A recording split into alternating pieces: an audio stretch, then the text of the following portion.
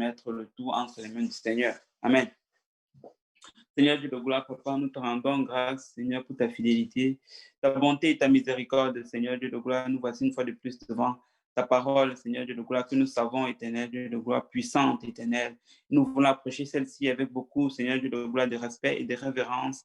Seigneur, nous venons prier, éternel Dieu de gloire, que tu nous aides, Seigneur, à scinder, Papa, à cerner sur toutes tes écritures, Papa, éternel Dieu de gloire, Papa, non seulement que tu nous aides, Papa, à comprendre ce que tu as pour nous en réserve, éternel Dieu de gloire, aujourd'hui, mais surtout, Papa, que tu nous aides à la mettre en pratique, Seigneur Dieu de gloire. Nous ne voulons pas juste être de ceux qui écoutent la parole de Dieu, mais surtout, nous voulons la mettre en pratique, Papa, dans notre vie de tous les jours, Seigneur.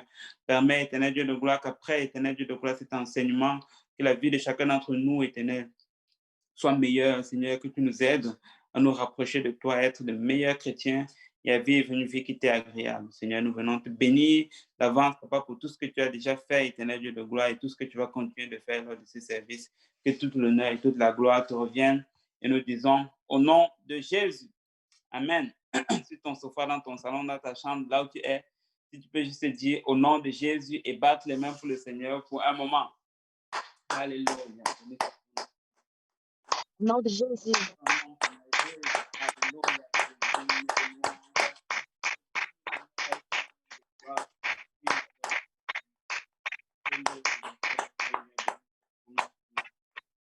Alléluia.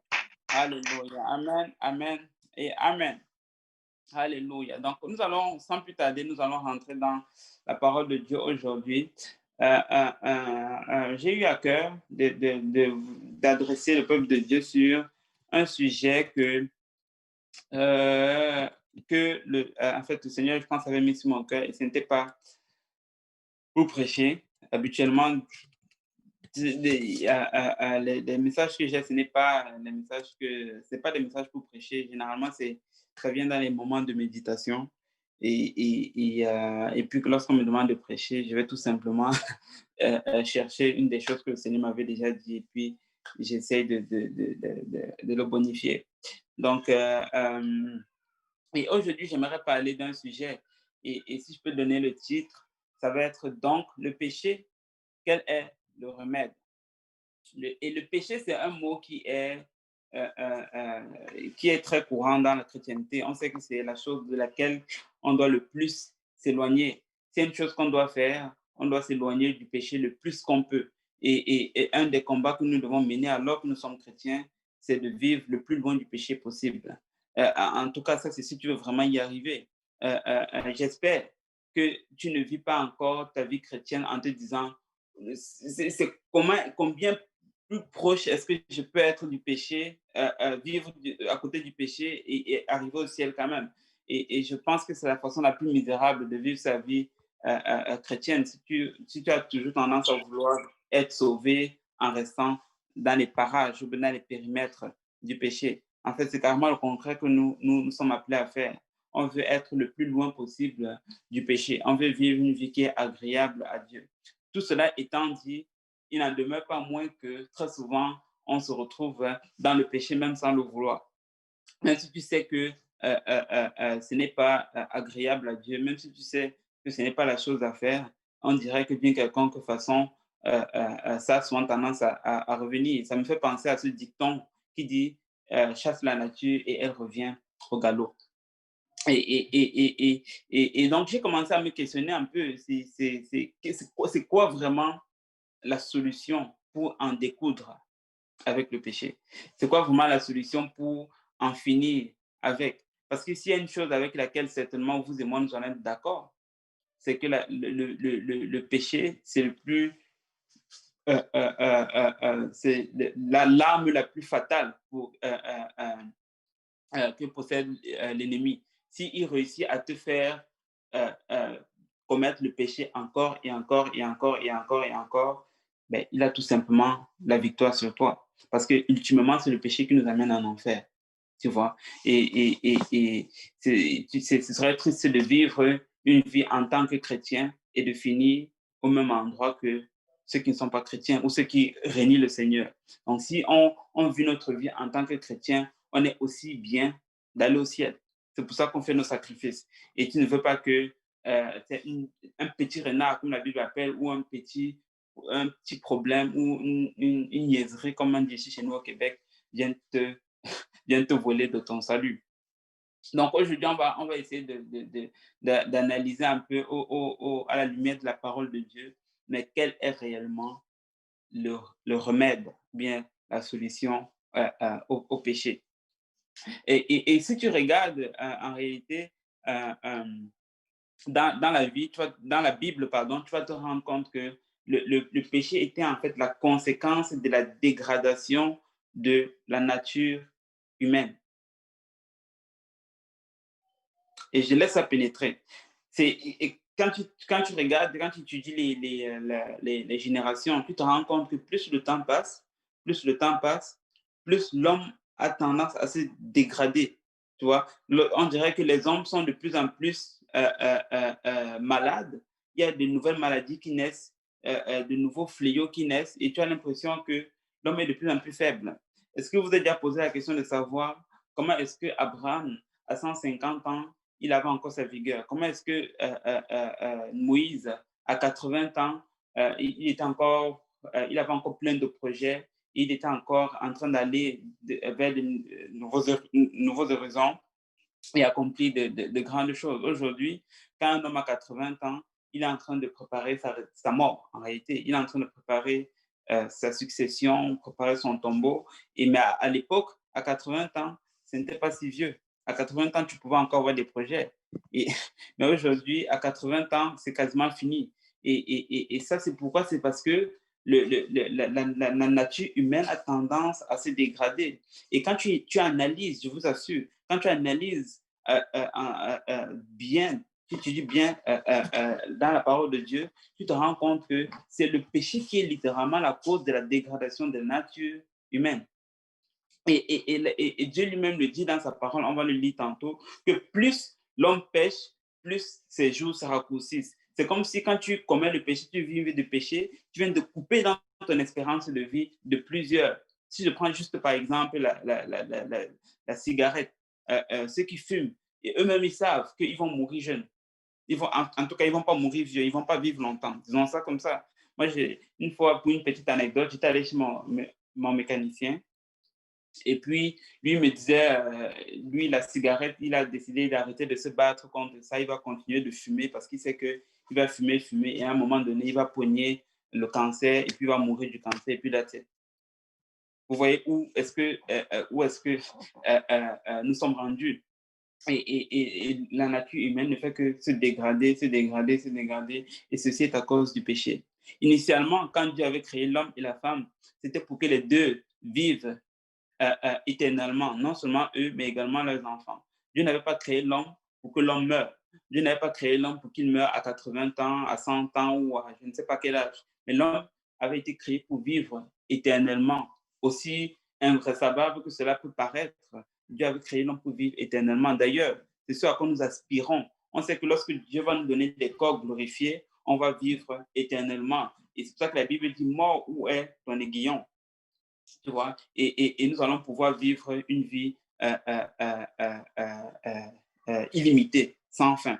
Mais à cause du péché, Dieu a décidé que l'homme allait mourir. En réalité, Dieu avait dit à Adam et Ève, quand il a mis le fruit de l'arbre défendu au milieu du jardin, il lui a dit, le jour où tu en mangeras, tu mourras. Et je sais que vous vous souvenez de ce passage-là.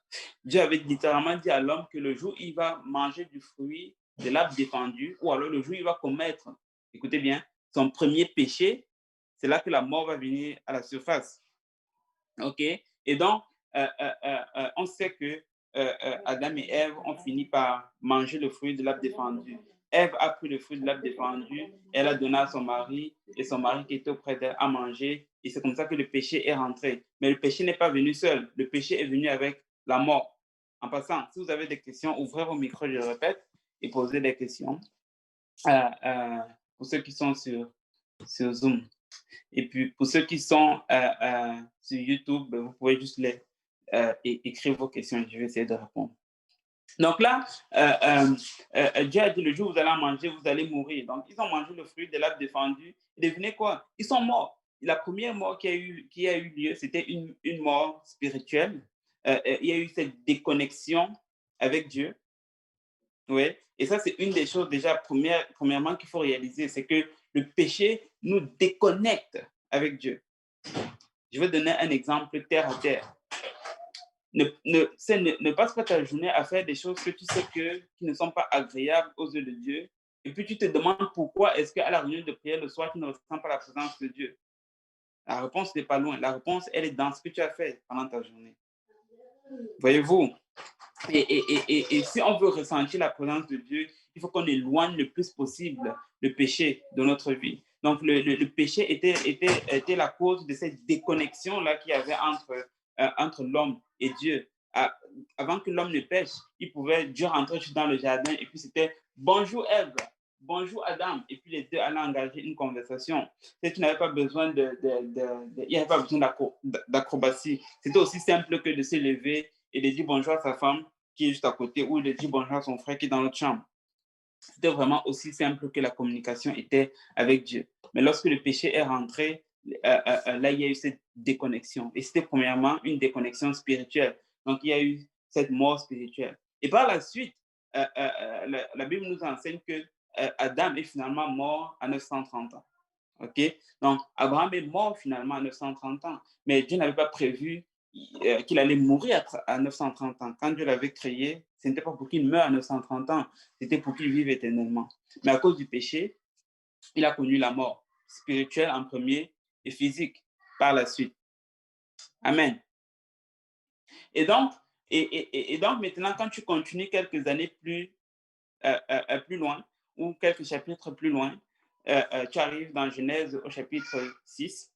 Là, tu vois que les hommes, la Bible nous dit que les hommes avaient commencé à se multiplier sur la surface de la terre.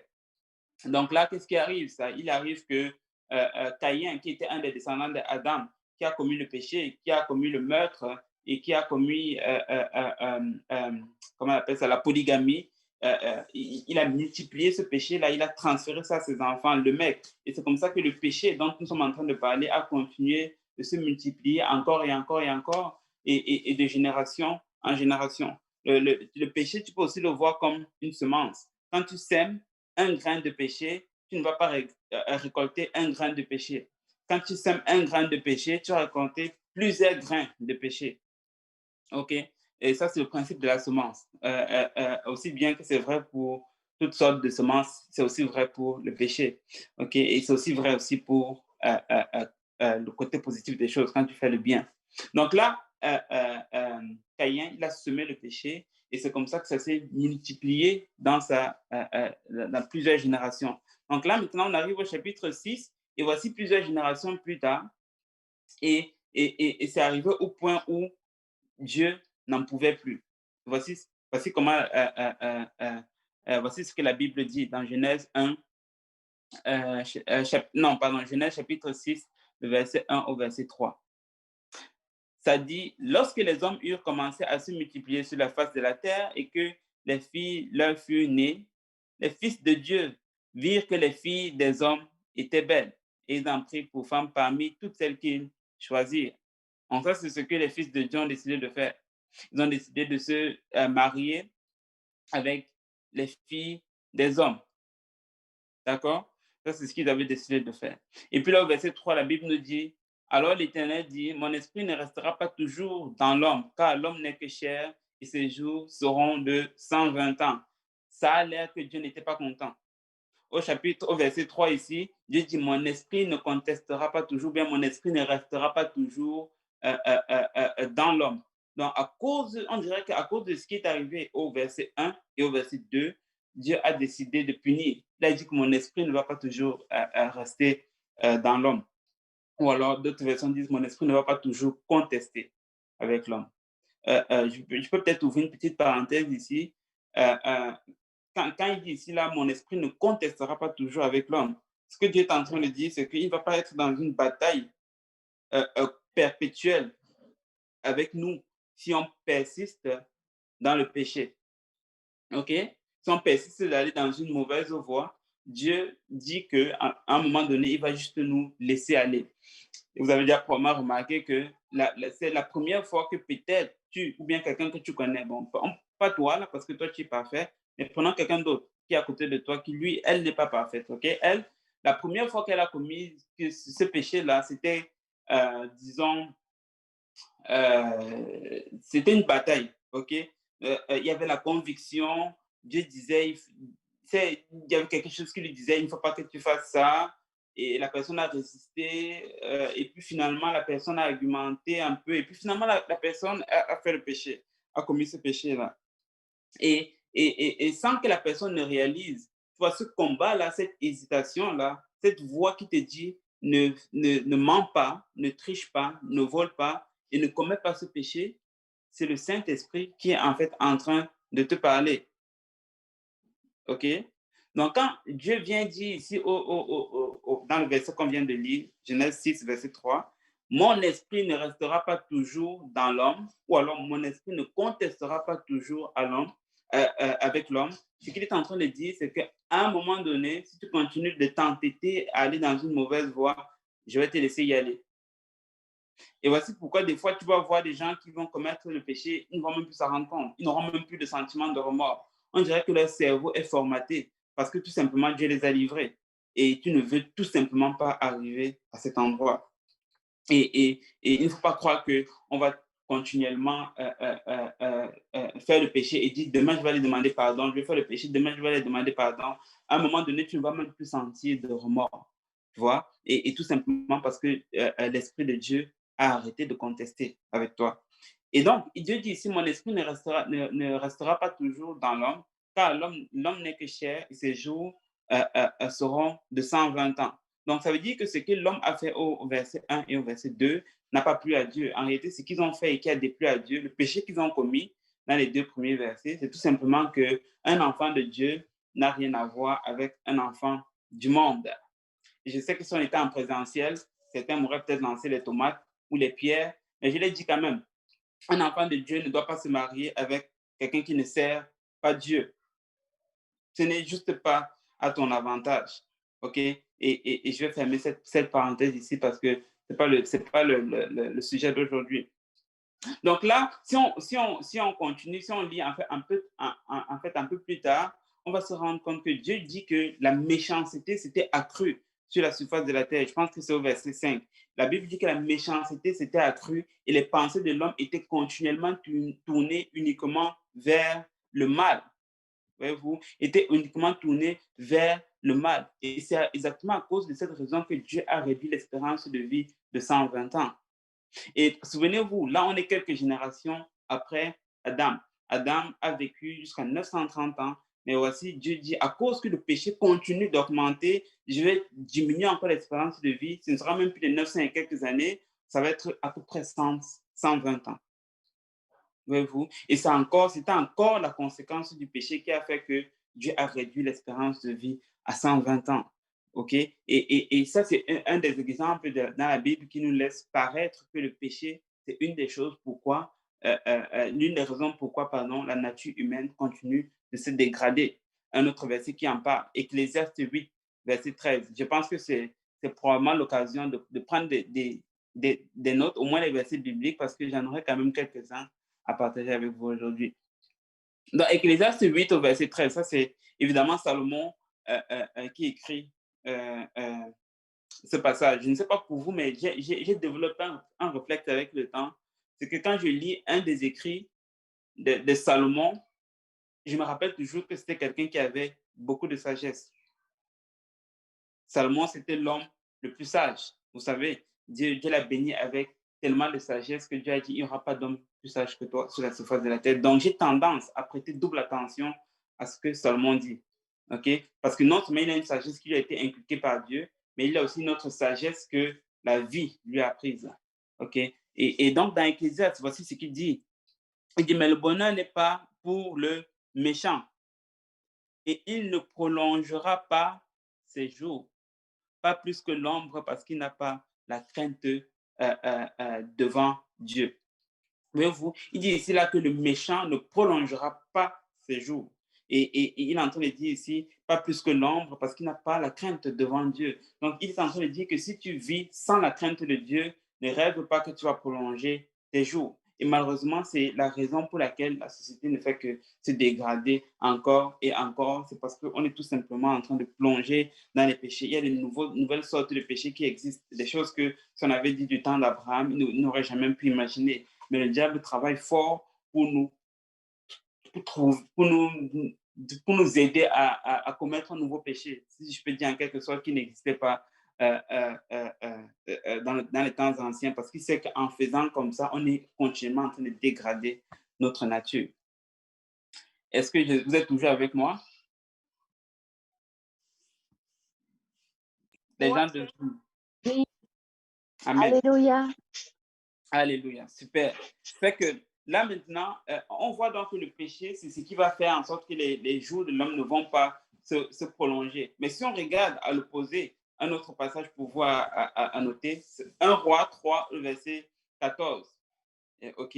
1 Roi 3, le verset 14. Ça, je l'ai juste pris pour voir un peu ce qui arrive justement si on ne vit pas une vie de péché. Il dit, et si tu marches dans mes voies en observant mes lois et mes commandements, comme l'a fait David, ton père, je prolongerai tes jours. Tu vois, c'est exactement ça. Donc, la leçon, la morale de l'histoire, c'est quoi? Si tu veux vivre longtemps, vis dans la crainte de Dieu, observe les commandements du Seigneur, marche dans ses voies. C'est comme ça que tu vas prolonger tes jours. Et ce n'est pas moi qui l'invente, c'est écrit noir sur blanc dans votre Bible. Et il dit, si tu ne veux pas prolonger tes jours, vis comme un méchant, commets le péché, et ainsi de suite. Donc, nous, on sait évidemment que la dernière chose qu'on veut, c'est de commettre le péché. Donc, je rappelle le titre. Nous, ce qu'on veut, c'est de savoir quelle est justement la solution pour ne pas commettre le péché. Laissez-moi vous dire ceci d'entrée de jeu. Le péché, quel qu'il soit, quelle que soit sa nature, ne mérite aucun traitement de faveur. Ça, c'est une chose à noter. Pourquoi est-ce que je dis ça? C'est parce que souvent, on a tendance à croire que ben, le péché, c'est pas grave, c'est pas aussi grave, je n'ai pas tué quelqu'un. Voilà, ça, c'est une phrase qu'on dit. Je n'ai pas tué quelqu'un, ce n'est pas si grave que je fais ça. Si j'ai fait ça, les conséquences ne sont pas si graves. Et oui, je suis d'accord que les conséquences de tout péché ne sont pas les mêmes. Ça, il n'y a personne qui va réfuter cela. Donc, si par exemple, je tue, OK, un exemple, ben, ça aura probablement plus de dommages que si euh, euh, j'insulte quelqu'un, OK? Et on est d'accord que les conséquences ne sont pas, à court terme du moins, les conséquences ne sont pas pareilles. Mais le problème est que lorsqu'on pense de cette façon, ça nous prédispose à donner justement un traitement de faveur au péché. Tu ne vas pas être agressif pour éliminer quelque chose dans laquelle tu ne vois pas un gros danger. Et c'est pour ça que j'ai pris le temps de mentionner un peu c'est quoi les conséquences du péché pour qu'on réalise qu'il n'y a pas de péché mignon. OK? Il n'y a pas de péché anodin, il n'y a pas de péché que c'est quand même correct de faire. Il faut qu'on réalise l'ampleur du péché. Ultimement, le péché va nous amener en enfer. OK? Et nous ne devons pas donner un traitement de faveur au péché. Nous devons avoir la même rage pour éliminer le péché de nos maisons, de nos familles, que de chasser les démons. OK? Ne soyons pas juste zélés dans un domaine, puis pas dans l'autre. Donc, nous ne devons pas avoir donné un traitement de faveur en ce qui concerne le péché. Donc, si tu regardes, par exemple, dans l'Ancien Testament, le péché, la façon qu'ils dealaient avec ça, c'est que le souverain sacrificateur devait aller offrir un sacrifice pour les péchés, justement, du peuple. Et ça, il devait le faire une seule fois par année. Et ça, c'était le souverain sacrificateur qui devait entrer dans le lieu très saint. Il devait imposer les mains sur l'animal et les péchés de l'homme allaient être transférés sur l'animal et l'animal allait mourir à la place de l'homme. Le problème avec ça, c'est que on ne parle pas, leur péché n'était pas effacé, leur péché revenait à la surface après un certain nombre de temps. Donc, ce n'était pas une solution définitive, c'était une solution temporaire, si je peux dire. Mais lorsque le Seigneur Jésus-Christ est venu, il est venu avec une solution définitive pour le péché. Et voici pourquoi la nouvelle alliance est de loin meilleure que l'ancienne alliance. Il dit ceci dans Colossiens 2, au verset 14 et le verset 15. Je vous donne 30 secondes pour l'ouvrir. Colossiens 2, verset 14 et le verset 15. Ok, là, j'ai l'impression que je parle un peu trop seul. Je vais demander à quelqu'un de Zoom de lire, s'il vous plaît. Sœur Clémence.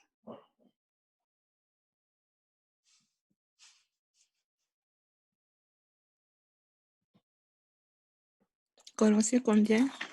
Chapitre 2, verset 14 et verset 15.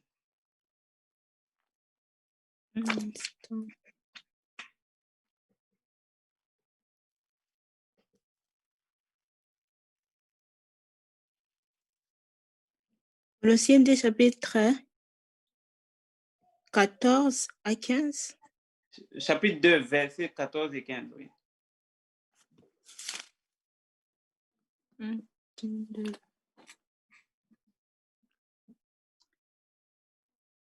Ok, j'ai lu au nom de Jésus. Amen. Il a effacé l'acte dont les ordonnances nous condamnaient et qui subsistait contre nous.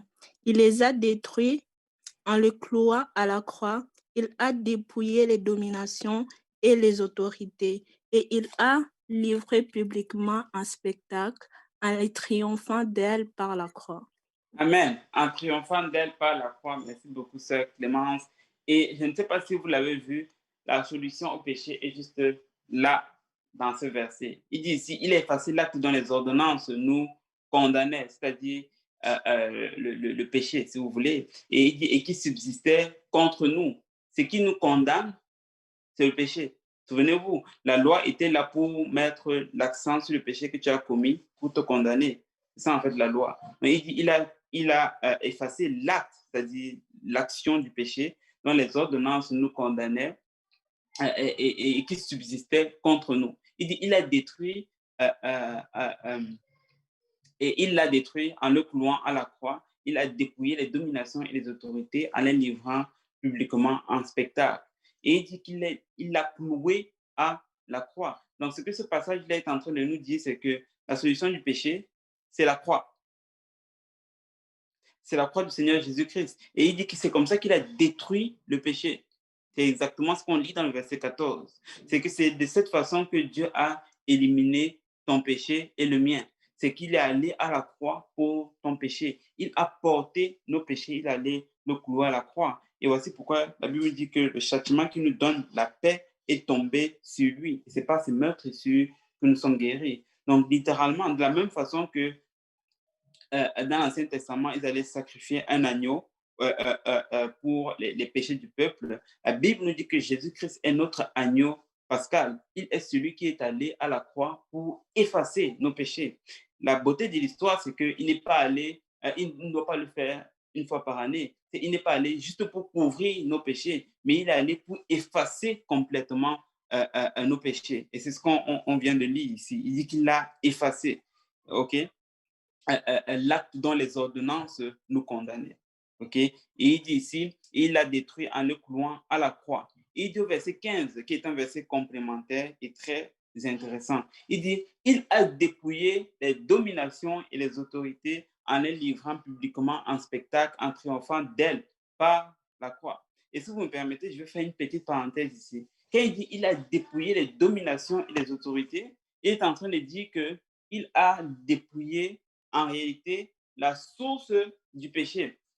Et ça, c'est une clé pour quelque chose. C'est que souvent, quand on regarde le péché et qu'on veut traiter avec, on a souvent tendance à croire que, en fait, on regarde souvent juste le problème à la surface. On regarde juste l'action, mais on manque de regarder qu'est-ce qui nous a prédisposé à commettre le péché.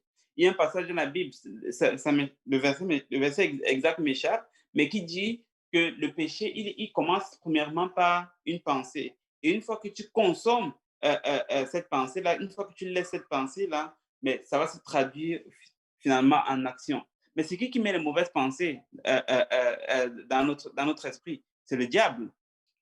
OK? C'est le diable qui met les mauvaises pensées. Donc, voici comment ça va ça va se passer? Premièrement, il va y avoir une prédisposition spirituelle, OK, et qui va nous mettre dans un état où on est prédisposé à commettre le péché. Et puis, si on laisse cela entrer dans notre esprit, ben, on va finir par commettre l'acte. On peut le voir avec l'histoire d'Adam et Ève. Ça a commencé comment? Ça a commencé avec le serpent qui est rentré dans le jardin. Il a commencé à engager une conversation avec Ève. Et voilà le monde spirituel des ténèbres qui est rentré dans le lieu de, si je peux dire, dans la maison d'Adam et Ève. Et voici la sonnette d'alarme pour nous tous. Le jour où tu laisses les mauvais esprits rentrer chez toi, tu peux être sûr que la prochaine chose, si tu ne fais pas sortir ces mauvais esprits-là, la prochaine chose qui va t'arriver, c'est que tu vas commettre des péchés. Aussi simple que ça. Et souvent, on va se dire, ah, mais pourquoi est-ce que je fais telle chose? Pourquoi est-ce que je fais telle chose? Mais il faut regarder qu'est-ce qui t'a prédisposé à commettre une telle action. Et si tu regardes les précédents, tu vas te rendre compte que probablement tu avais déjà ouvert la porte au serpent. Et vous comprenez ce que je veux dire. Je ne parle pas du serpent, l'animal, mais je suis en train de parler du diable. OK? Et tu as laissé peut-être tu as écouté peut-être certaines musiques que tu sais que tu ne devras pas écouter. Tu as regardé des affaires sur Internet que tu savais que tu ne devais pas regarder. Et c'est comme ça que tu as souillé déjà ton esprit. Et puis l'action s'est produite par la suite. Voyez-vous? Et que généralement, c'est qu'on va d'abord se mettre dans une prédisposition, une mauvaise prédisposition spirituellement. Et après, on va se retrouver en train de commettre le péché. Mais il dit ici là qu'il a dépouillé les dominations et les autorités. Et quand il parle ici des dominations et des autorités, il est en train de parler justement du monde des ténèbres. Quand il parle de domination et autorité, il n'est pas en train de parler de l'autorité du Québec. Il ne parle pas ici de François Legault. Il ne parle pas il ne parle pas de Justin Trudeau ici, là. Mais il est en train de parler de, si vous voulez, l'équivalent de ça dans le monde spirituel. OK? Et peut-être qu'un jour, peut-être que j'aurai l'occasion de parler un peu de ces choses spirituelles-là. Mais ce que vous pouvez retenir pour aujourd'hui, c'est que aussi bien que dans le monde naturel, il y a des autorités et il y a des dominations et il y a des grades, la même chose est vraie dans le monde spirituel. OK? Et je sais que quand on parle souvent de ces choses-là, les yeux des gens s'ouvrent grands comme ça. Mais la même chose est vraie également dans le monde spirituel. C'est qu'il y a des dominations et il y a des autorités. Quand tu arrives, par exemple, dans un certain secteur, tu vas te rendre compte que des fois, c'est le même esprit qui va régner. Si tu vas dans certains secteurs de la ville, carrément, tu vas te rendre compte que les gens ont plus tendance à commettre un certain péché. Si tu vas dans d'autres secteurs de la ville, tu vas te rendre compte que les gens ont plus tendance à commettre un certain péché. Pourquoi ceci? Tout simplement parce qu'il y a un esprit qui domine dans une région. Aussi bien qu'il y a un député dans une région, il y a un maire dans une ville, et ainsi de suite. Dans le monde spirituel, c'est également comme ça. L'ennemi, le diable, il va mettre ses pions dans plusieurs régions. Et je ne suis pas en train de te dire que ce soir-là, il faut que tu ailles engager un combat spirituel pour savoir c'est quel démon que le diable a assigné dans ta zone. C'est pas ça, c'est pas là la bataille. Le truc, c'est juste qu'il faut que tu sois conscient qu'il y a un monde spirituel qui va te pousser ou bien qui va t'inciter à finir dans le péché. Mais la bonne nouvelle, c'est que comme on vient de le voir au verset 15, la Bible nous dit que Dieu ou bien Jésus-Christ a dépouillé les dominations et les autorités. Donc, si tu veux, il a vaincu le problème à la source. N'est-ce pas extraordinaire? Il n'est pas juste venu vaincre le problème de manière superficielle, mais il allait vaincre le problème à la source. Et la Bible nous dit il a dépouillé les autorités et les dominations, et il les a livrées publiquement en spectacle, en triomphant d'elles par la croix.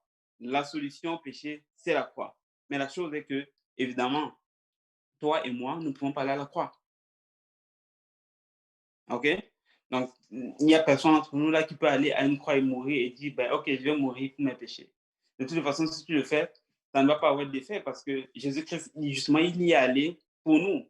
Mais comment est-ce qu'on peut se rassurer que justement, le fait que lui, il est allé à la croix, on puisse bénéficier de cela? La réponse est tout à fait simple. C'est il faut tout simplement s'abandonner entre les mains du Seigneur Jésus-Christ. Parce que lui a le pouvoir de dépouiller les dominations et les autorités. Lui a le pouvoir d'effacer radicalement le péché. Lui a le pouvoir d'en découdre avec la source du péché, qui sont les dominations et les autorités. OK? Et donc, c'est quoi où est-ce que nous devons concentrer notre énergie, notre effort tous les jours si on veut en finir avec le péché? On doit juste être sûr que le Seigneur et nous, c'est comme ça. Tu dois juste être sûr que tu es en harmonie tout le temps avec le Seigneur Jésus-Christ. OK, voici un exemple que je vous donne. C'est c'est quasiment impossible. Si on te disait, le jour où tu es en train de commettre ton péché, là, si on te disait que, OK, Jésus-Christ est juste à côté, il est assis juste à côté, là, la chaise d'à côté. Si tu te tournes, tu vas le voir vrai, vrai, vrai, là, physiquement, tu vas le voir. Je te promets que tu ne vas pas commettre ce péché-là. Souvent, on le fait parce qu'on pense que Dieu a arrêté d'être omniprésent. Voyez-vous? Mais si on vit une vie dans le sens où on sent que Dieu est continuellement avec nous, ça va être plus difficile pour nous de tomber dans le péché. Même si le diable vient nous tenter, juste par respect pour Jésus, quand on sait qu'il est juste à côté de nous, là, on ne va pas le faire. Voyez-vous? Et c'est souvent parce qu'on est distrait. C'est souvent parce qu'on on fait plein de choses et puis on se retrouve à commettre certains péchés en oubliant que le Seigneur Jésus-Christ est juste à côté et il est en train de nous regarder. Voyez-vous? Et donc, la solution, c'est vraiment d'être en harmonie le plus possible avec le Seigneur Jésus-Christ parce que lui a la solution à nos péchés. Et comme je le disais plus tôt, nous ne devons pas donner un meilleur traitement que la crucifixion au péché. La solution, c'est réellement la crucifixion. Nous devons vivre jour après jour en essayant de nous rapprocher le plus possible du Seigneur Jésus-Christ. Et j'espère, on l'a dit et on l'a redit, je vais le redire encore au risque de me répéter. J'espère que le Covid ne nous a pas enlevé notre proximité avec le Seigneur. Et je sais qu'on a besoin d'être de se voir, on a besoin d'être en communion, mais présentement, on ne peut pas le faire. Et nous devons juste développer une chrétienté personnelle solide, c'est-à-dire une relation intime avec le Seigneur solide qui ne dépend pas majoritairement de la présence physique à l'Église. Et nous devons juste cultiver cette maturité spirituelle parce qu'on ne sait pas quand est-ce qu'on va pouvoir retourner à nos services habituels. Mais nous voulons être proches du Seigneur Jésus-Christ parce que lui a la possibilité de finir avec le péché. J'ai un autre passage que j'aimerais qu'on lise et je viens bientôt à la conclusion. 2 Corinthiens 5, le verset 21. 2 Corinthiens 5, le verset 21. Je vois que la chère Geneviève est là. Je vais lui demander si elle peut lire. S'il te plaît, sœur Geneviève. Est-ce que sœur Geneviève est encore connectée? Oui, elle est connectée. Oui, je suis là. Super. 2 Corinthiens 5, verset 21. 21. Mhm. Je lis pour la gloire de notre Saint. Amen. Lui qui n'a point connu le péché, il l'a fait devenir péché pour nous, afin que nous devenions en lui justice de Dieu. Amen. Amen. Tu vois, il dit, celui qui n'a point connu le péché, il a fait devenir péché afin que nous devenions en lui justice de Dieu. Donc Jésus-Christ, Dieu a fait en sorte qu'il devienne péché justement parce que c'est lui qui a été cloué à la croix, afin que nous devenions en lui justice de Dieu. Vous voyez, la seule façon d'avoir réellement justement cette solution-là, c'est de s'abandonner tout simplement entre les mains du Seigneur Jésus-Christ. Et je vais juste donner quelques autres passages qui parlent de justement comment s'abandonner entre les mains du Seigneur. Matthieu 11, 28 à 30. Là, je vais chercher quelqu'un d'autre. Quelqu'un peut le lire sur n'importe qui l'a. Peut le lire sur Zoom, s'il vous plaît.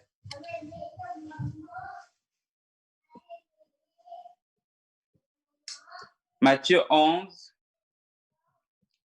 Matthieu 11, chapitre 11, verset 28 à 30. Matthieu 11, 28 à 30. Oui, c'est Tabitha. Je vais me déplacer. Est-ce que c'est Tabitha qui lit ou c'est Samuel Henry? Moi, je vais me déplacer, désolée. Okay. Venez à moi, vous tous qui êtes fatigués et chargés, et je vous donnerai du repos. Amen. Prenez mon joug sur vous et recevez mes instructions, car je suis doux et humble de cœur, et vous trouverez du repos pour vos âmes. Mm-hmm. Car mon joug est doux et mon fardeau est léger. Amen. Merci beaucoup. Mais il dit, car mon joug est doux et mon fardeau est léger. Il dit, venez fatigué et chargé. Et il n'est pas en train de parler des poids, des vrais poids. Là. Évidemment, il est en train de parler ici du fardeau du péché. Et c'est souvent ça qui rend notre marche plus lourde. Et David dit ceci, il dit que tant que j'ai caché mon péché, mes os n'étaient que, ma vigueur n'était que sécheresse. Donc quand tu traînes le péché, tu perds ta vigueur, tu perds ta force. Et allez lire la Bible, vous allez vous rendre compte que c'est réellement ça. Il dit ici, vous qui êtes fatigués et chargés, il dit, et je vous donnerai du repos. Il dit, prenez mon joug, c'est-à-dire, faites ce que je vous demande de faire, prenez ma mission, en quelque sorte. Il dit, prenez mon joug sur vous et recevez mes instructions, car je suis doux et humble de cœur. Il dit, vous trouverez du repos pour vos âmes, car mon joug est doux et mon fardeau est léger. Donc, on va lire dans un autre passage, Ésaïe 59, 1 à 2. Un autre volontaire, s'il vous plaît. Ésaïe 59, 1 et 2.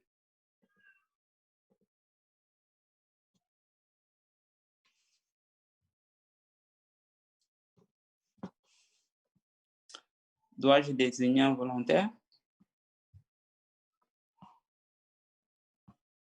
Laura. Je peux lire. Okay. Ah bon, voilà. Ésaïe 51, 1 à 2, c'est ça? Oui.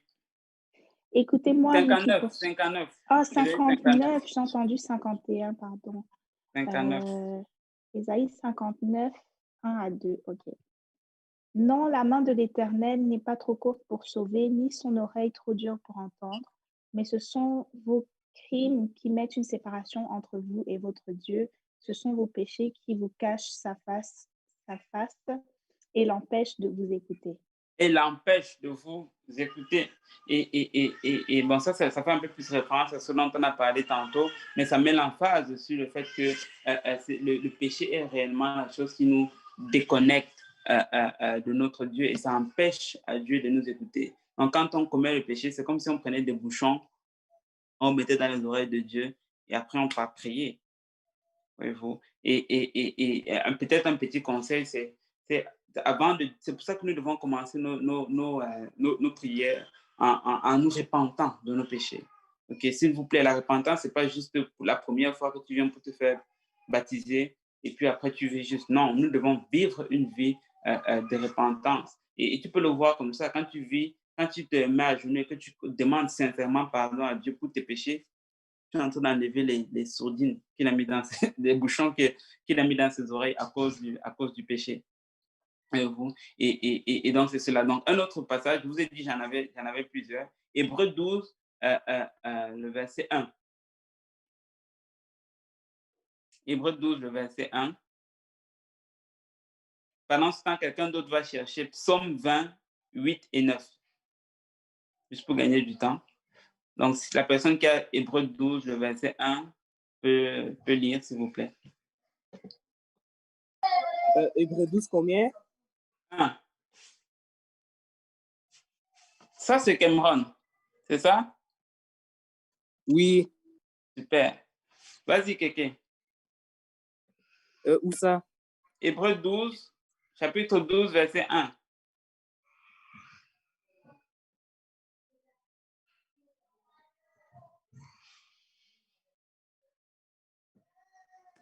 Nous donc aussi, puisque nous sommes environnés d'une si grande nuée de témoins, rejetons tout fardeau et le péché qui nous enveloppe si facilement et courons avec persévérance dans la carrière qui nous est ouverte.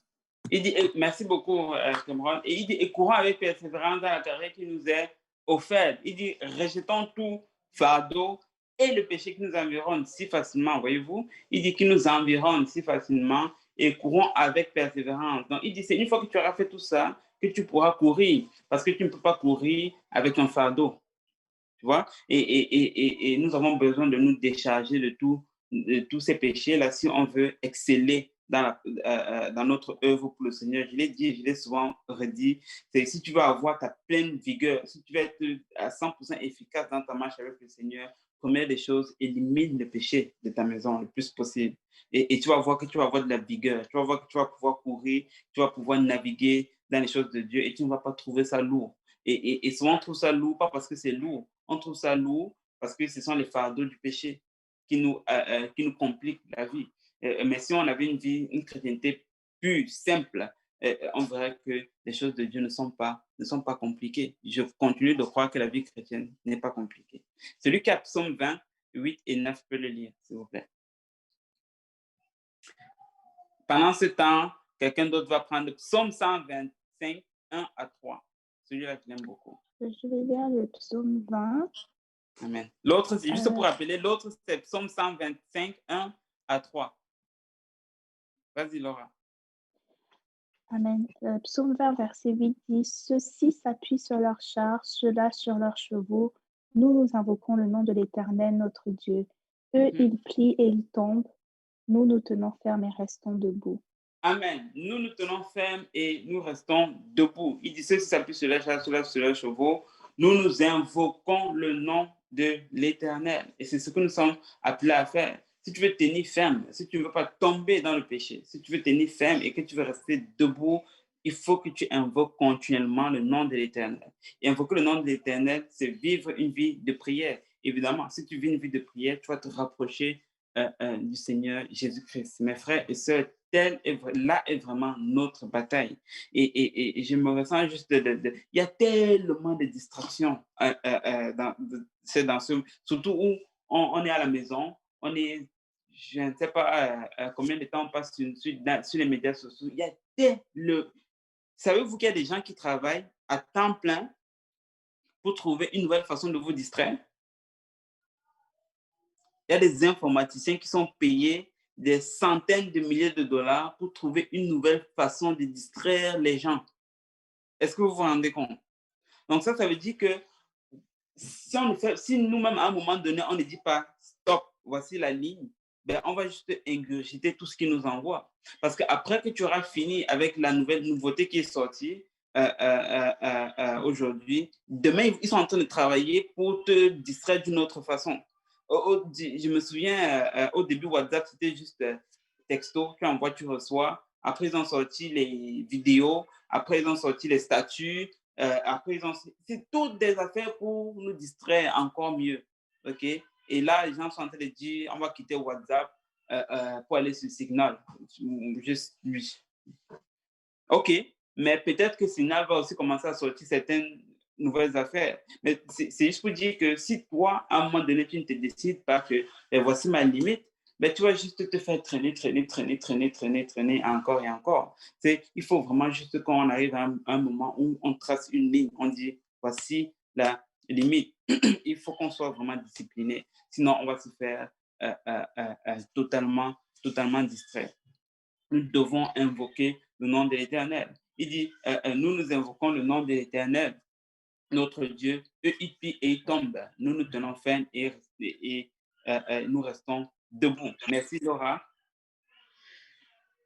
Est-ce qu'il y avait une question? Non, OK. Le psaume 125, versets 1 et 3, je ne sais pas si quelqu'un l'avait déjà trouvé. Et pendant que quelqu'un lit le psaume 125, 1 et 3, une dernière personne va nous lire le psaume 1, 1 à 6. Donc, psaume 125, 1 à 3, s'il vous plaît.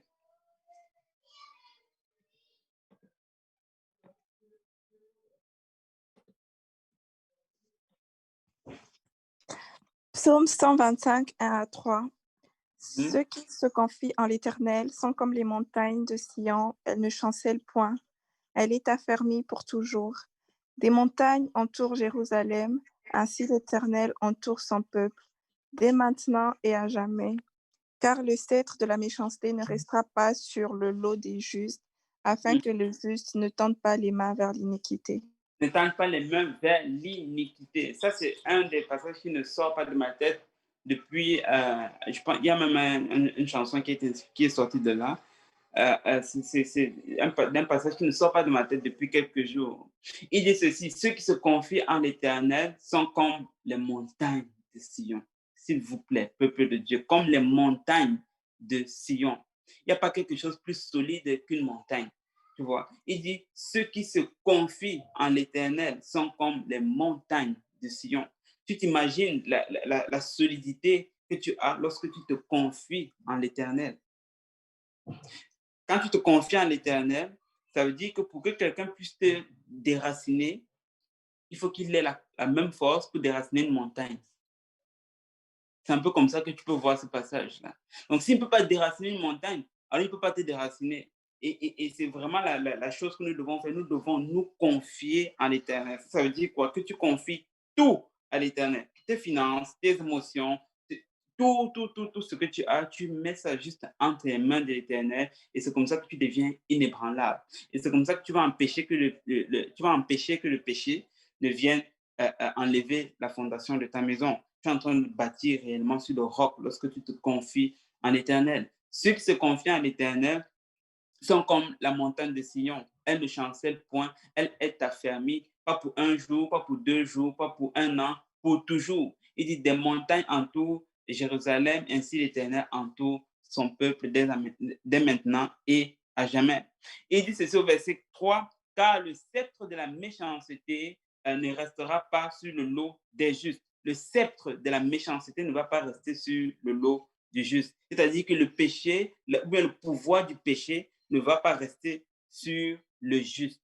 Donc, si tu veux en finir, en découdre avec le péché, il faut que tu brises le sceptre de la méchanceté. Il dit enfin que les justes ne tendent pas, afin que le juste ne tende pas leurs mains vers l'iniquité.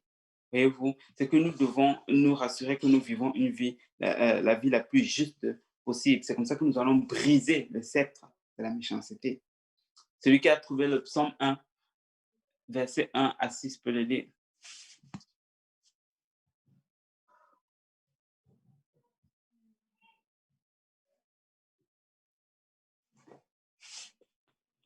Sœur Clémence. Heureux est l'homme qui ne marche pas selon le conseil des méchants, qui ne s'arrête pas sur la voie de pécheurs et qui ne s'assied pas en compagnie de moqueurs, mais qui trouve son plaisir dans la loi de l'Éternel et qui la médite jour et nuit. Il est comme un arbre planté près d'un courant d'eau, qui donne son fruit à sa saison et dont le feuillage ne se fluctue point. Tout ce qui lui fait lui réussit. Il n'en est pas ainsi des méchants.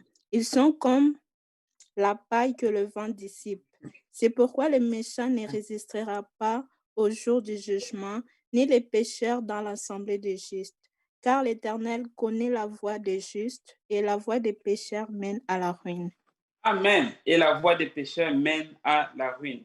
Plusieurs d'entre vous sont ceux qui récitent probablement ce passage-là par cœur, mais combien est puissant ce passage-là. Il dit ici là que l'homme qui ne marche pas selon le conseil des méchants et qui ne s'arrête pas sur la voie des pécheurs, et qui ne s'assied pas en compagnie des moqueurs, mais qui trouve son plaisir dans la loi de l'Éternel. Une autre chose, c'est que nous devons trouver notre plaisir dans la loi de l'Éternel. Je ne sais pas c'est à qui que je disais ça. Il y a une différence, entre connaître la loi de l'Éternel et trouver son plaisir dans la loi de l'Éternel. C'est 2 choses différentes.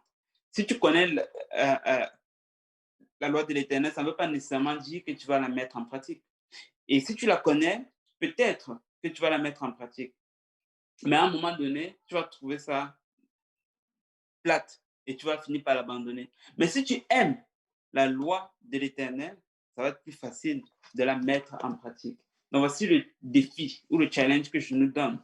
C'est que passons de l'étape où on connaît juste la parole de Dieu et commençons à aimer la parole de Dieu. Je vous assure, c'est 2 choses différentes. Tu peux connaître les commandements du Seigneur, mais si tu aimes les commandements du Seigneur, ça va être plus facile de le mettre en pratique. Et s'il y a un commandement que tu vois dans la parole de Dieu et que ça te gratte, ou bien tu as l'impression que c'est pas pour toi, c'est difficile, demande au Seigneur qui t'aide à aimer ces commandements. Et tu vas voir que soudainement, ça va être plus facile de les mettre en pratique. Il dit, mais qui trouve son plaisir, au verset 2, dans la loi de l'Éternel et qui la médite jour et nuit. Bien sûr, tu peux aimer quelque chose que tu ne connais pas. Donc, ça veut dire qu'il faut qu'on la médite.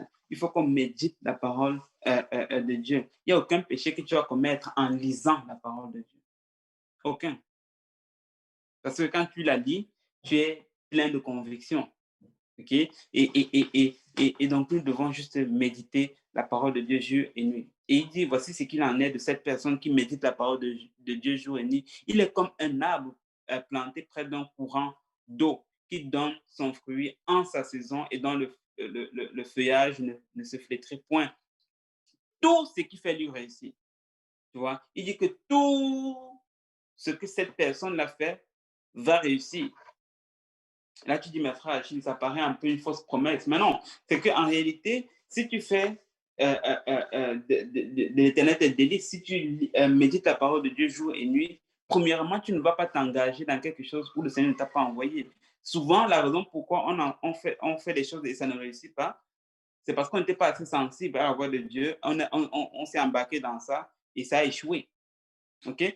Mais si on est sensible au Seigneur et tout ce qu'on va faire, on va se rassurer que c'est dans la volonté de Dieu. Et avant d'y aller, on va avoir la bénédiction et la permission de Dieu. Et on va avoir la réussite assurée.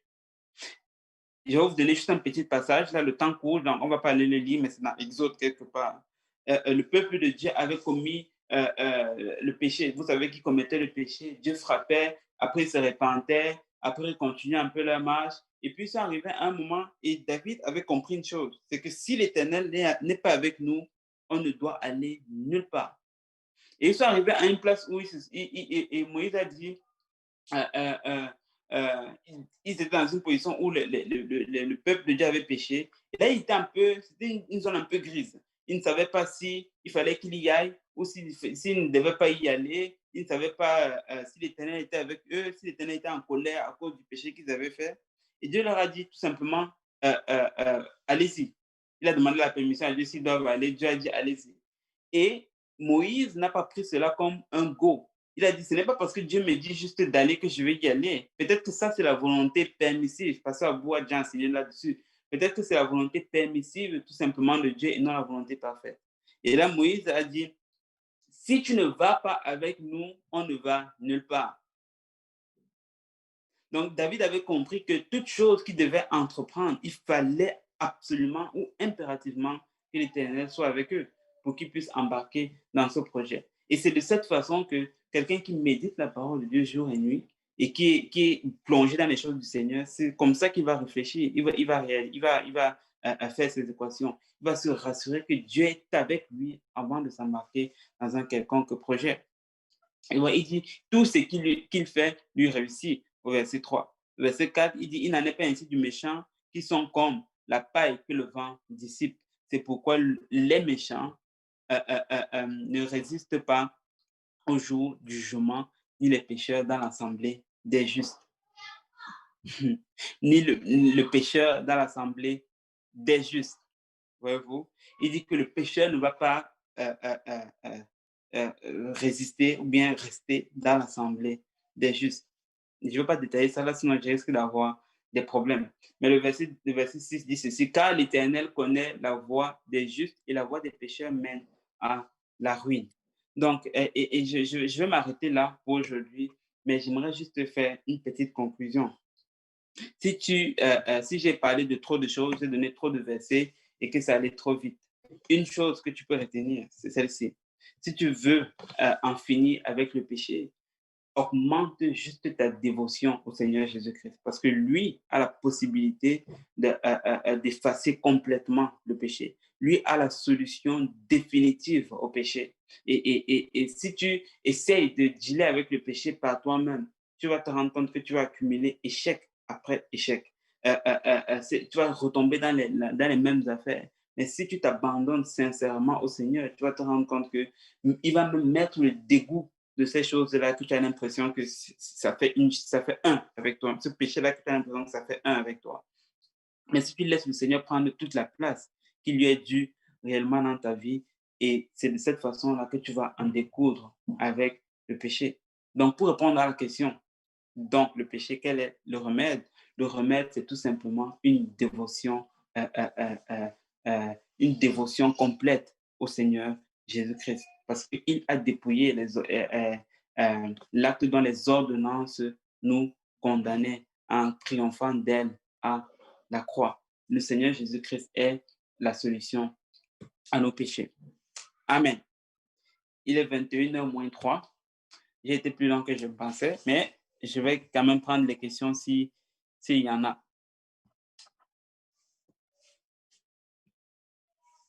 Alléluia.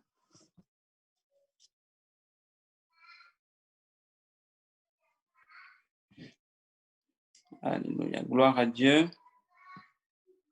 Parfait. Fait que s'il n'y a pas de questions, on va prier pour conclure. Amen. Bon, je vais juste donner quelques secondes à ceux qui sont sur YouTube, s'ils ont des questions. Amen.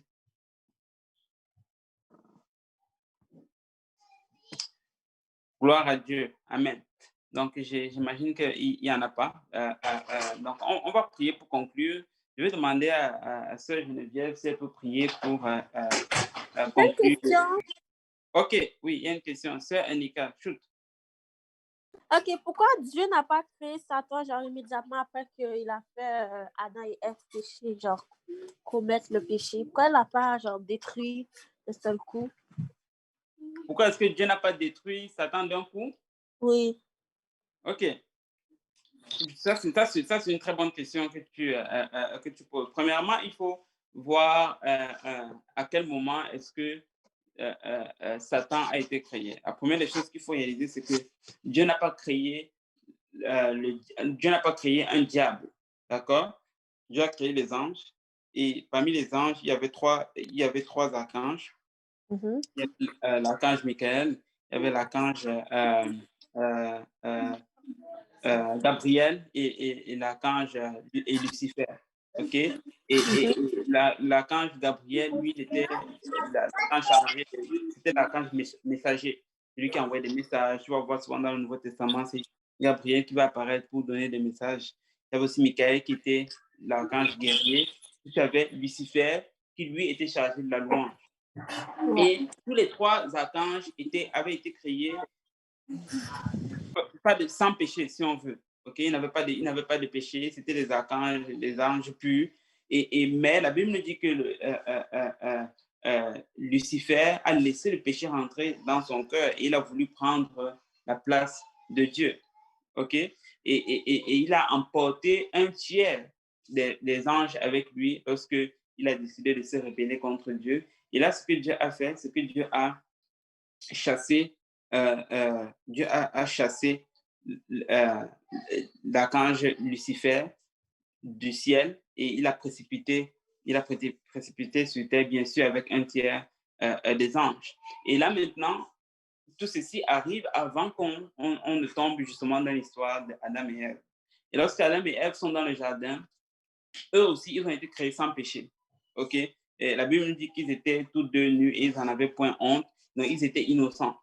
Et là, maintenant, voici le diable qui va rentrer dans le serpent, le diable qui avait été chassé auparavant, qui va rentrer dans le serpent, et il va venir tenter Adam et Ève. Et bien sûr, il va commencer par Ève. Mais et là, maintenant, Ève va se retrouver avec, Adam et Ève, les deux, vont se retrouver avec un dilemme. Est-ce qu'on va choisir de servir Dieu ou est-ce qu'on va décider d'aller vers le diable? D'accord? Donc, et donc là, automatiquement, Dieu va donner la possibilité à Adam et Ève d'aller vers lui par choix. OK? Pour que quelqu'un ne vienne pas après lever la main et dire ah ben Dieu a été injuste, Dieu c'est un dictateur, pourquoi il ne nous a pas laissé aller vers lui par choix? C'est la même raison pour laquelle aujourd'hui, toi et moi, on a encore la possibilité de choisir le bien ou le mal. Il dit dans le livre de Deutéronome, je pense que c'est chapitre 30, verset 15, il dit, je mets devant toi la vie et la mort, le mal et le bien. Il dit, choisis la vie afin que tu vives. Donc, ça veut dire que Dieu, même à nous, aujourd'hui, il nous donne la possibilité toujours d'aller vers lui par choix. Mais quand tu y penses, c'est qui qui met le mal devant nous? C'est le diable. C'est le diable qui nous propose le péché. Dieu ne va jamais venir te proposer le péché. Donc, ça veut dire que si Dieu avait fini avec le diable dès le début, ça veut dire que toi et moi, on n'aurait pas eu le choix. Ah, ok. Tu comprends? Oui, je comprends mieux maintenant. C'est ça. Donc, c'est pour que nous aussi, on puisse avoir le choix d'aller vers lui par choix. Qu'on ait la possibilité d'aller vers lui par choix. Sinon, on n'aurait pas eu le choix parce que Dieu, ce n'est pas un dictateur. Il veut que ceux qui arrivent au ciel, ce sont ceux qui ont foncièrement décidé au fond de leur cœur que c'est le Seigneur Jésus-Christ qu'ils veulent. Et ils vont faire le choix en disant non au diable, en disant oui au Seigneur Jésus-Christ. Ok, merci pour l'explication. Amen. Gloire à Dieu. D'autres questions?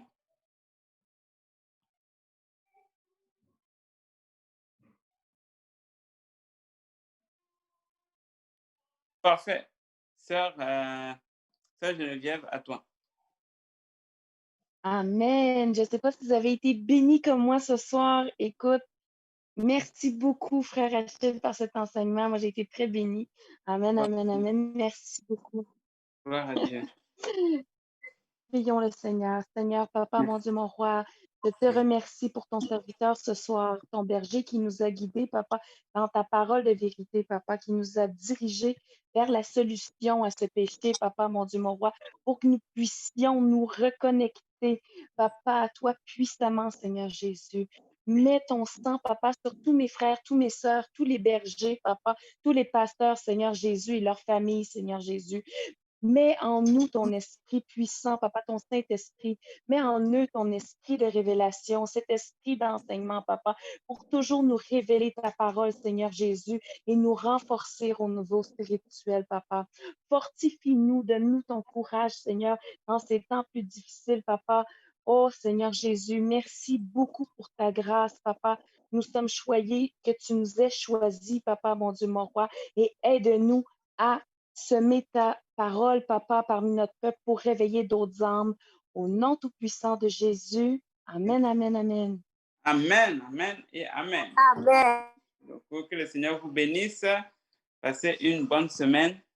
Amen. On se voit demain soir pour la réunion de prière. Amen. Amen. Je ne sais pas s'il y a des enfants qui ont Passez leur tous une bonne allumé. soirée. Amen. Merci beaucoup. Soyez bénis.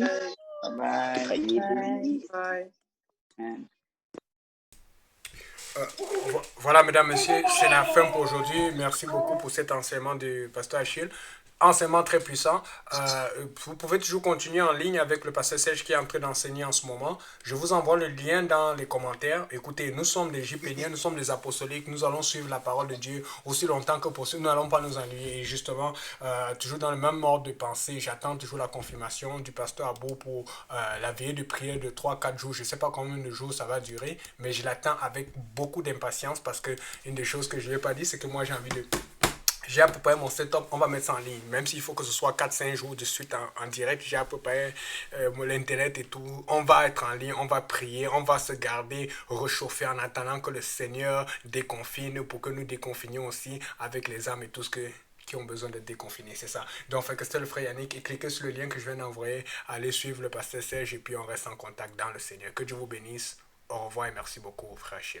Bye. Amen.